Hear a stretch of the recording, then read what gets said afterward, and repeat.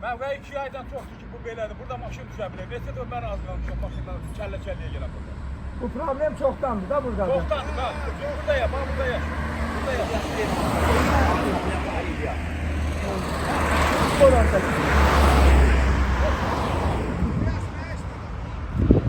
Xoş gördük əziz izləyicilər. Deməli Cəlilabad rayonunda Mehdi Hüseyin küçəsində əziz izləyicilər.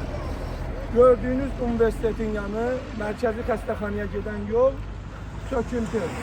Neçə dəfə maşınlar düşüb bura. Elə özümüz də o rastlaşmışıq belə problemlərlə müraciət edirlər. Mən də buradan Azər Avtoyola, aidiyyəti qurumlara müraciət edirəm. Şəhər İcra Nümayəndəliyinə, bələdiyyəsinə müraciət edirəm buradan ki, bu yolların təmirin eləsinlər ki, insanlar burada əziyyət çəkməsin. Heç olmasa təhlükəsizlik tədbirləri görsünlər, yol nişanları qursunlar ki, insanlar gəliş gedişləri bilsinlər. Düzələrsə, yenə də müraciət olunarsa, gəlib çəkib yenə də işıqlandıracağım. Çox sağ olun, var olun.